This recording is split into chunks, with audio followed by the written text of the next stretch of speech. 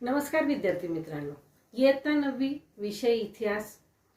आज आपण प्रकरण 4 आर्थिक विकास याचा अभ्यास करणार आहोत। विद्यार्थी मित्रांनो, प्रकरण 4 आर्थिक विकास यामध्ये आपल्याला भारताच्या आर्थिक धोरणांचा अभ्यास करायचा आहे। मग भारताची आर्थिक धोरणे कोणकोणती आहेत तर बघा, भारताची एकूण 5 आर्थिक धोरणे आहेत, त्यांचा आपल्याला या प्रकरणामध्ये अभ्यास करायचा आहे। भारताच्या आर्थिक धोरणांचा अभ्यास करत असताना पहिलं धोरण आहे मिश्र अर्थव्यवस्थेचा स्वीकार, दुसरं आहे पंचवार्षिक योजना व त्यांचे यश अपयश, तिसरं आहे बँकांचे राष्ट्रीयकरण, चौथा आहे 20 कलमी कार्यक्रम आणि 5वं धोरण आहे गिरणी कामगारांचा संप। तर विद्यार्थी मित्रांनो, या आर्थिक विकासाच्या या 5 तत्वांचा आपण अभ्यास करणार आहोत।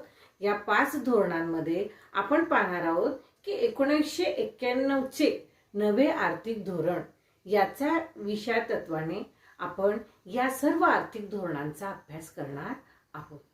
तर पहिल्यांदा प्रथम पाहूया आपण मिश्र अर्थव्यवस्था।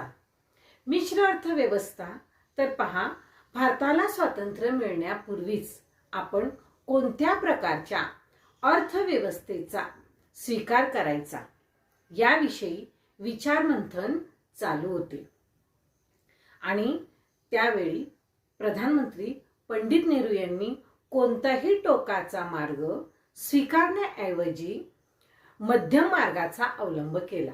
मग तो मध्यम मार्गाचा अवलंब कोणता तर बघा, काही देशांमध्ये भांडवलशाही अर्थव्यवस्था होती तर काही देशांमध्ये समाजवादी अर्थव्यवस्था होती। मग प्रत्येक अर्थव्यवस्थेचे काही फायदे तर काही तोटे असतातच। मग आपण कोणत्या अर्थव्यवस्थेचा स्वीकार केला तर पहा, भांडवलशाही अर्थव्यवस्थेमध्ये उत्पादनाची साधने ही खाजगी मालकीची असतात, तर समाजवादी अर्थव्यवस्थेमध्ये उत्पादनाची साधने आहेत ती समाजाच्या शासनाच्या मालकीची असतात। मग मिश्र अर्थव्यवस्था खाजगी आणि सामाजिक अशा दोन्ही क्षेत्रात कार्य करते। मग या दोन्ही क्षेत्रामध्ये कार्य करत असताना आधुनिक भारताचा आर्थिक विकास साधण्यासाठी दोन्ही अर्थव्यवस्थेपेक्षा मिश्र अर्थव्यवस्थेला भारताने प्राधान्य दिले आणि या अर्थव्यवस्थेमध्ये आपणास एकूण 3 भाग दिसून येतात। मग भारताने कोणत्या अर्थव्यवस्थेला प्राधान्य दिले तर मिश्र अर्थव्यवस्थेला प्राधान्य दिले पंतप्रधान पंडित नेहरू यांच्या काळामध्ये। मग या मिश्र अर्थव्यवस्थेचे आपणास एकूण 3 भाग दिसून येतात। एक भाग आहे सार्वजनिक क्षेत्र। मग या सार्वजनिक क्षेत्रामध्ये पहा, सार्वजनिक क्षेत्रात या क्षेत्रातील उद्योगधंदे पूर्णपणे सरकारच्या नियंत्रणाखाली व व्यवस्थापनेखाली असतात। बघा, सार्वजनिक क्षेत्रामध्ये काय तर उद्योगधंदे पूर्णपणे सरकारच्या नियंत्रणाखाली व व्यवस्थापनेखाली असतात। उदाहरणार्थ संरक्षण साहित्य उत्पादन, रेल्वे स्थानक इत्यादी। त्यानंतर दुसरं क्षेत्र आहे खाजगी क्षेत्र। खाजगी क्षेत्रामध्ये या क्षेत्रातील उद्योगधंदे पूर्णपणे खाजगी उद्योजकाच्या मालकीचे असतात, अर्थात त्यावर सरकारी देखरेख व नियंत्रण असते।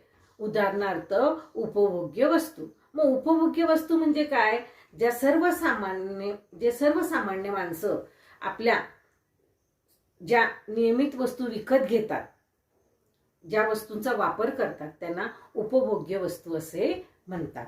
आणि तिसरं आहे संयुक्त क्षेत्र। या क्षेत्रात काही उद्योग खाजगी उद्योजकांच्या मालकीचे असतात तर काही सरकारी व्यवस्थापनेखाली चालवले जातात। बघा, संयुक्त क्षेत्रामध्ये कसं आहे तर काही उद्योग हे खाजगी उद्योजकाच्या मालकीचे असतात तर काही हे सरकारी व्यवस्थापनेच्या नियंत्रणाखाली चालवले जातात। मग हे आपण मिश्र अर्थव्यवस्था भाग 1 मध्ये पाहिलं. भारताने मिश्र अर्थव्यवस्था स्वीकारली. मिश्र अर्थव्यवस्थेचे एकूण 3 भाग: सार्वजनिक क्षेत्र, खाजगी क्षेत्र आणि संयुक्त क्षेत्र. आता आपण मिश्र अर्थव्यवस्थेचा भाग 2 पाहणार आहोत. तर विद्यार्थी मित्रांनो, मिश्र अर्थव्यवस्था सुरळीत चालवण्यासाठी खाजगी व सार्वजनिक क्षेत्र यात सुसंवाद असणे फार गरजेचे असते. मग या व्यवस्थेचे एक उद्दिष्ट आहे. मग ते उद्दिष्ट म्हणजे अधिकाधिक उत्पादन आणि मोठ्या प्रमाणावर लोकसहभाग या व्यवस्थेत भांडवलशाही व समाजवादी अर्थव्यवस्थेला चांगले गुण एकत्र आणण्याचा प्रयत्न केला आहे. नफ्याची प्रेरणा, उपक्रमशीलता, नियमपालन, कालबद्ध नियोजन इत्यादी गोष्टी मिश्र अर्थव्यवस्थेत दुर्लक्षून चालत नाही. म्हणजे या व्यवस्थेमध्ये ह्या इत्यादी गोष्टी म्हणजे कोणकोणत्या गोष्टी? तर नफ्याची प्रेरणा, उपक्रमशीलता, नियमपालन, कालबद्ध नियोजन इत्यादी गोष्टींकडे दुर्लक्ष करून चालत नाही. मग या व्यवस्थेमध्ये देशहिताला प्राधान्य देण्याची प्रवृत्ती असते. मग देशहिताला प्राधान्य देण्याची प्रवृत्ती असते म्हणजे दीर्घकालीन विकासावर अधिक भर देण्यात येतो. उदाहरणार्थ संरक्षण, शास्त्रीय संशोधन, शिक्षण, रस्ते, रेल्वे, कालवे, बंदरे आणि विमानतळ उभारणी ही क्षेत्रे भरपूर भांडवल गुंतवणूक लागणारी पण फळ मात्र उशिरा देणारी आहेत.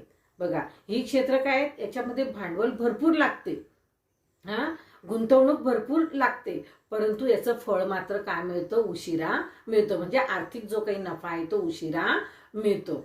मग त्यानंतर खाजगी उद्योजक मोठ्या प्रमाणात पुढे येत नाही. मग अशा वेळी सरकारला त्यासाठी पुढाकार घ्यावा लागतो.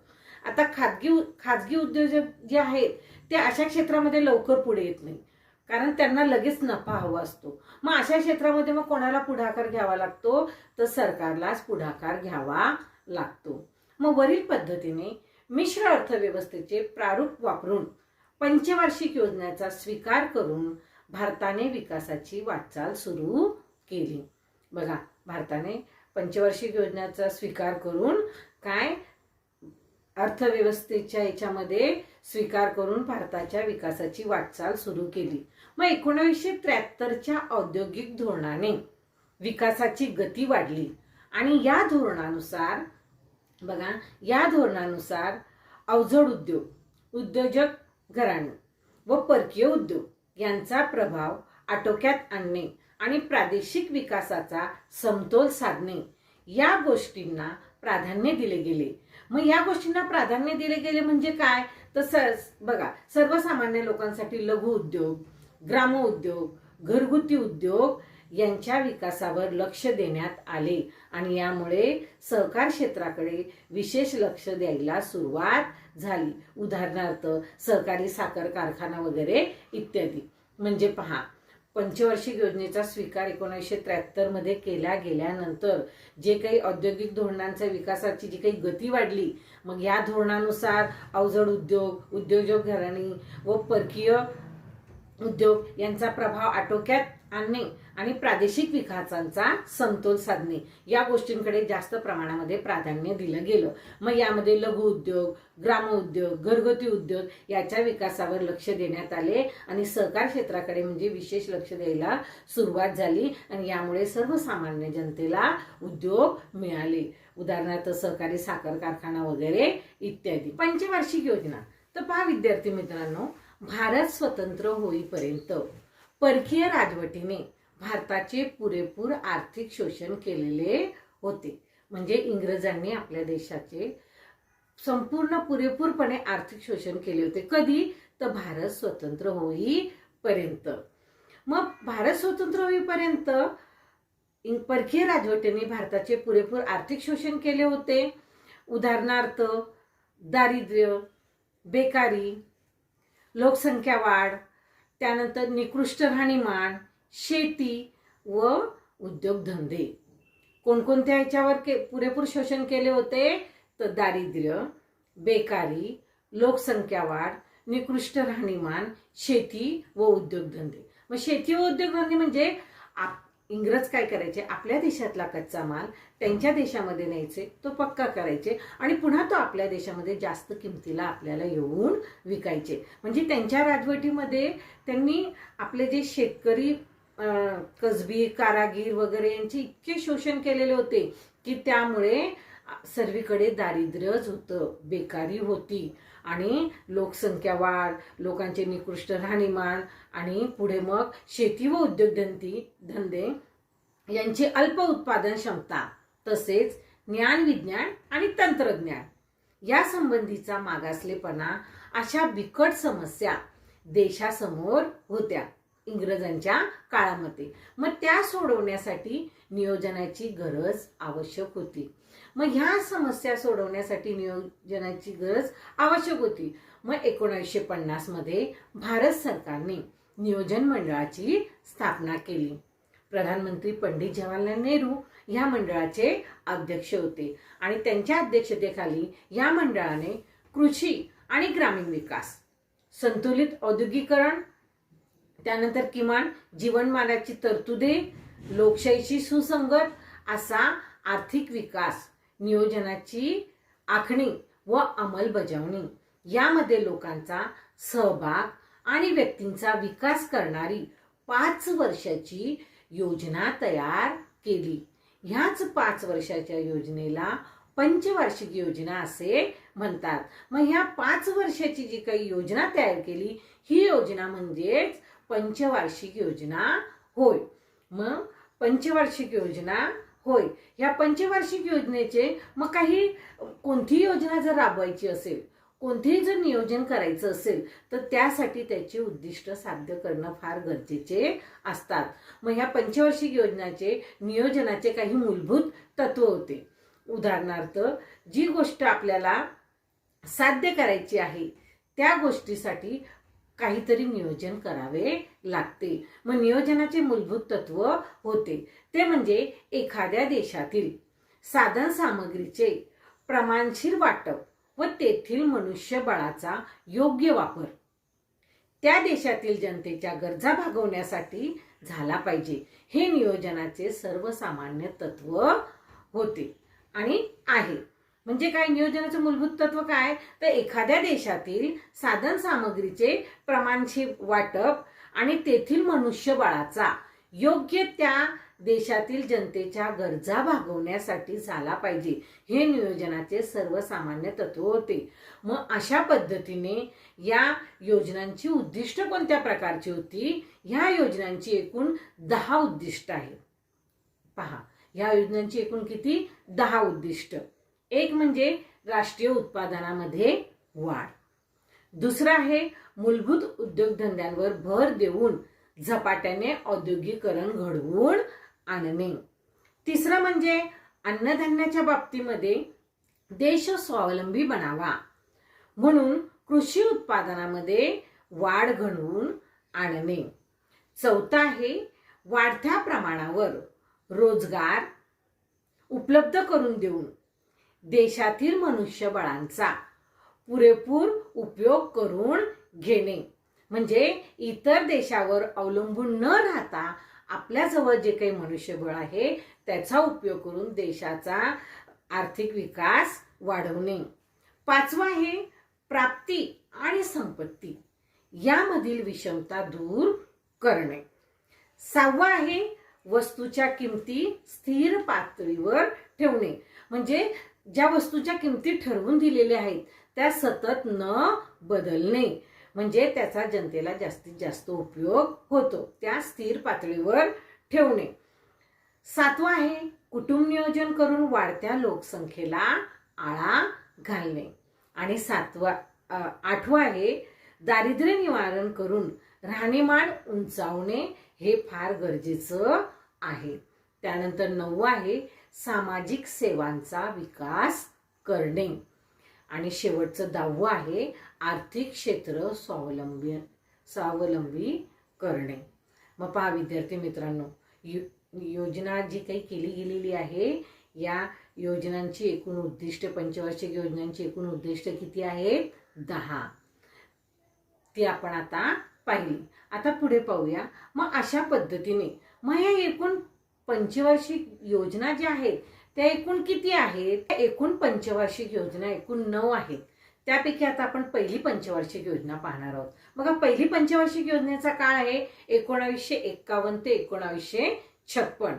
या पहिल्या पंचवार्षिक योजनेमध्ये या योजनेत शेती, सामाजिक विकास, जलसिंचन व पूर नियंत्रण, ऊर्जा साधने, ग्रामीण व छोटे उद्योग, मोठे उद्योग, खनिजे, वाहतूक, दळणवळण, शिक्षण, आरोग्य यावर खर्च करण्यात आला.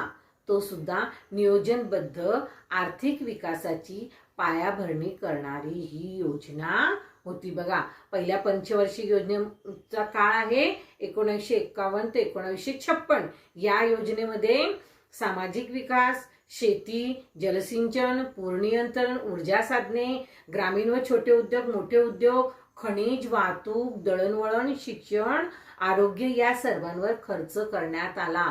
तो सुद्धा नियोजनबद्ध आर्थिक विकासाची पायाभरणी करणारी ही योजना होती.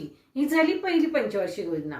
दुसऱ्या पंचवार्षिक योजनेचा काळ आहे 1956 तो 1961.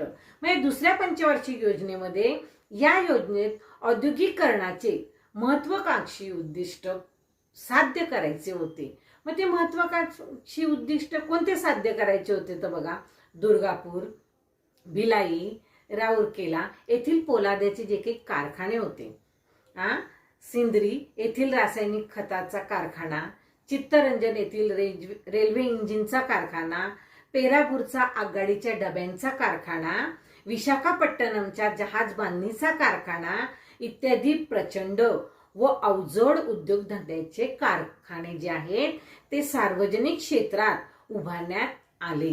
आणि सार्वजनिक क्षेत्रात उभारण्यात आल्यानंतर शेतीला पाणी पुरवठा करण्यासाठी भाकरा नांगला, दामोदर यासारखी जी काही प्रचंड धरणे होती ही धरणे उभारण्यात आली. आणि या योजनेमुळे राष्ट्रीय उत्पादनामध्ये जास्तीत जास्त प्रमाणामध्ये वाढ झाली. बघा विद्यार्थी मित्रांनो, दुसऱ्या पंचवार्षिक योजनेमध्ये हे जे काही मोठे मोठे उद्योगधंदे उभारण्यात आले यामुळे आपल्या राष्ट्रीय उत्पादनामध्ये जास्त प्रमाणामध्ये वाढ झाली.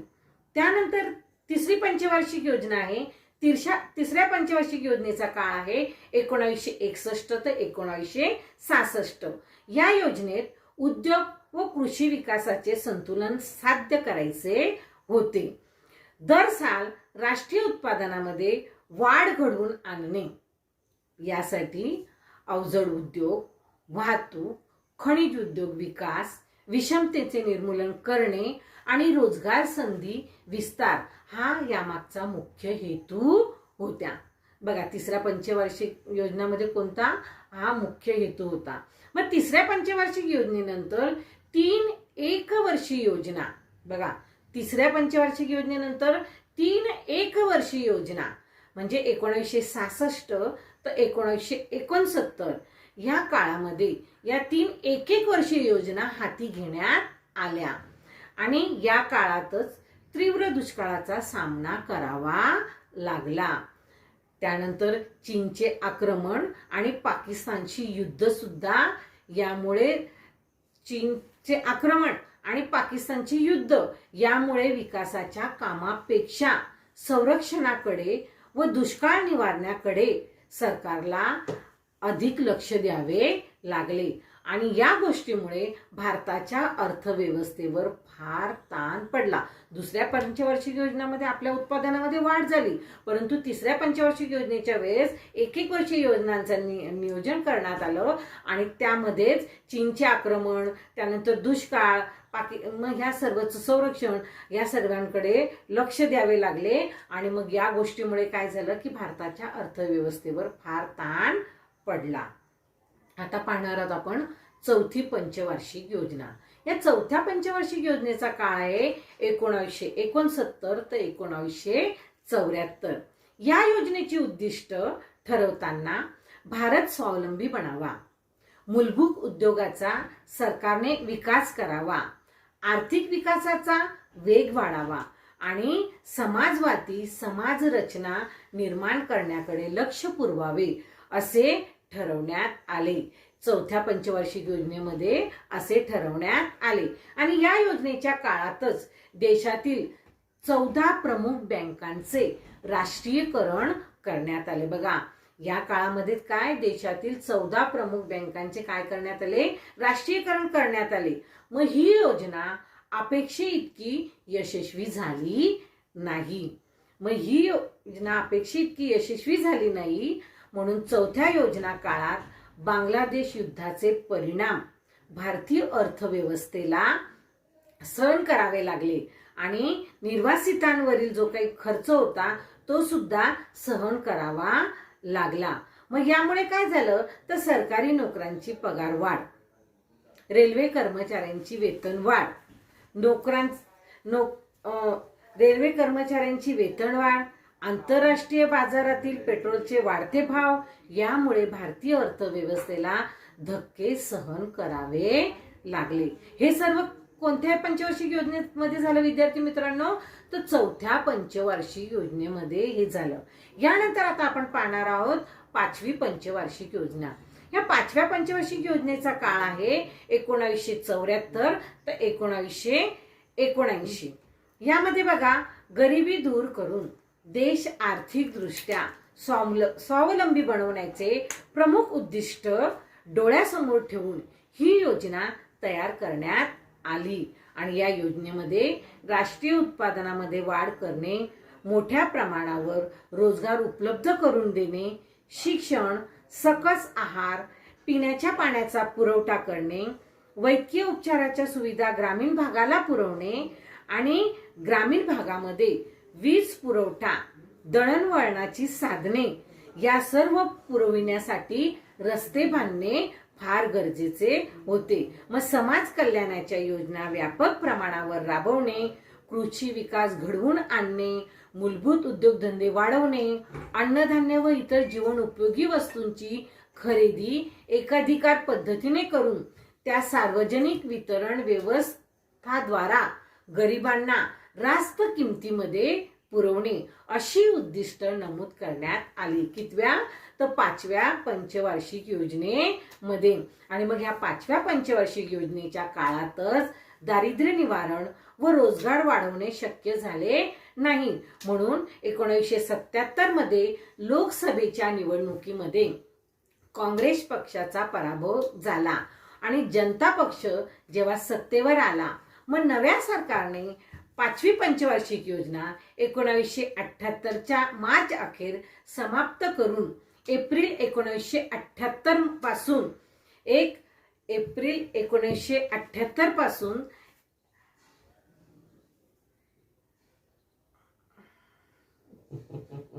करू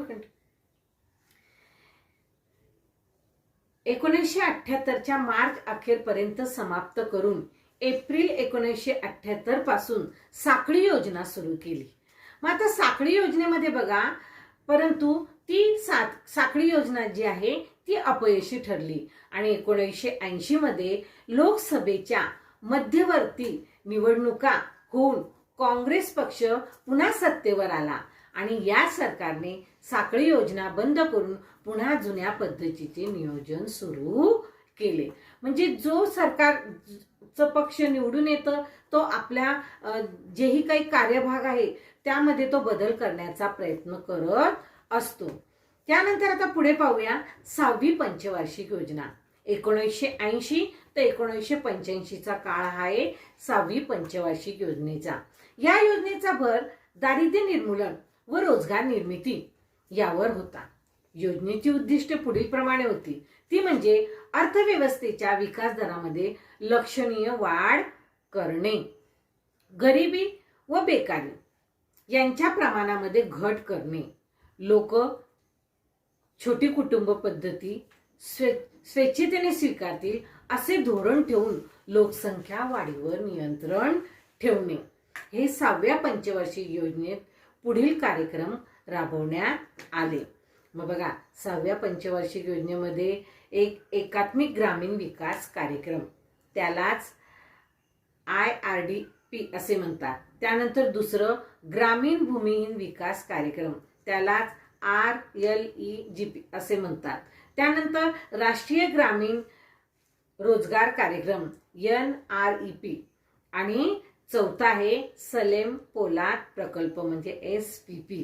अशा पद्धतीने 6व्या पंचवार्षिक योजनेमध्ये पुढील म्हणजे हे 4 कार्यक्रम राबवण्यात आले.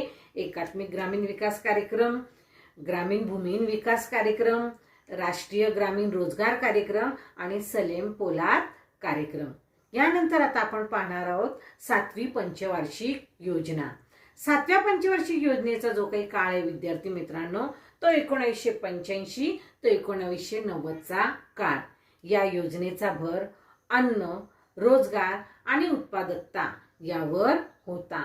विकास, आधुनिकीकरण, आत्मनिर्भरता, सामाजिक न्याय यावर भर देणे, उत्पादनाच्या तंत्रामध्ये सुधारणा करणे, राष्ट्रीय उत्पादन दरवर्षी 5% वाढ करणे, अन्नधान्याच्या उत्पादनामध्ये वाढ करणे, 7व्या पंचवार्षिक योजनेची ही उद्दिष्ट होती. तर 7व्या पंचवार्षिक योजनेमध्ये पुढील कार्यक्रम सुरू करण्यात आले. एक म्हणजे जवाहर रोजगार योजना, दुसरं इंदिरा गांधी आवास योजना, तिसरी आहे दशलक्ष विहिरीची योजना. मग रोजगार निर्मितीच्या दृष्टीने 7वी पंचवार्षिक योजना ही महत्त्वपूर्ण ठरली. तुम्हाला माहित असेल विद्यार्थी मित्रांनो, तुमच्या घरामध्ये आजी आजोबा वगैरे असतील तर असे पंडित जवाहरलाल योजना, इंदिरा आवास योजना अशा बऱ्याच योजनांचा ते उपभोग घेत असतात. म्हणजे त्यांना बँकांमध्ये त्यांच्या म्हणजे 200 रुपये महिना म्हणा, 300 रुपये जोही काही खर्च असेल तो तिथून बँकांमधून त्यांना मिळत असतो. मग अशा ह्या ज्या काही योजना आहेत या सर्वसामान्य लोकांसाठी आहेत. आता आपण पाहतो की पंतप्रधान मोदींनी सुद्धा पंतप्रधान योजना जी सुरू केलेली आहे. म्हणजे अशा ह्या योजना जनतेच्या विकासासाठी असतात. जनतेने याचा जास्तीत जास्त उपयोग करून घेतला पाहिजे, फायदा करून घेतला पाहिजे. आता 8वी पंचवार्षिक योजना विद्यार्थी मित्रांनो बघा, 8वी पंचवार्षिक योजना याचा काळ आहे 1992 ते 1997चा. या योजनेमध्ये खाजगी क्षेत्राला वाव देण्यात आला. बघा, 8व्या पंचवार्षिक योजनेमध्ये खाजगी क्षेत्रांना वाव देण्यात आला. मग खाजगी क्षेत्रांना वाव देण्यात आला म्हणजे काय, तर या योजनेची वैशिष्ट्ये पुढील प्रमाणे होती.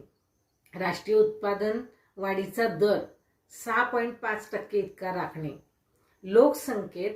लोकसंख्या वाढीला आळा घालणे, कुटुंब नियोजनाच्या कार्यक्रमाला उत्तेजन देणे, प्राथमिक शिक्षणाचा सार्वजनिक विस्तार करून निरक्षरतेचे उच्चाटन करणे, हे या 8व्या पंचवार्षिक योजनेमध्ये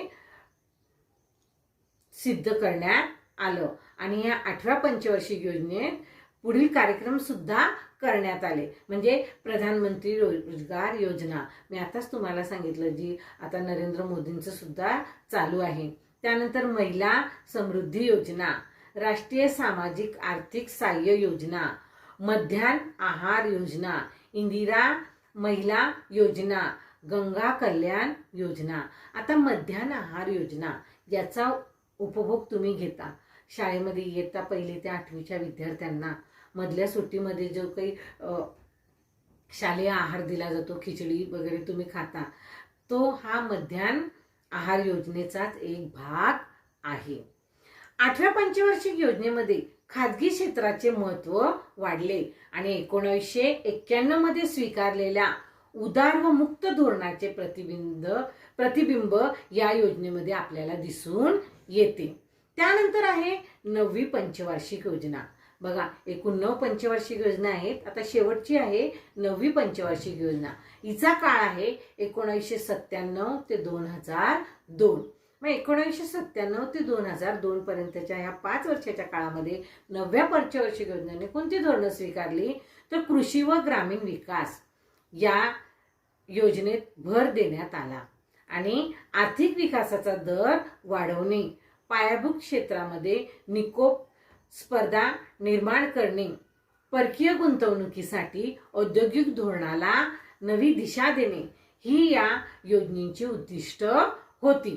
या योजनेत स्वर्ण जयंती, शहरी रोजगार योजना, भाग्यश्री बाल कल्याण योजना, राजराजेश्वरी महिला कल्याण योजना, त्यानंतर स्वर्ण जयंती ग्राम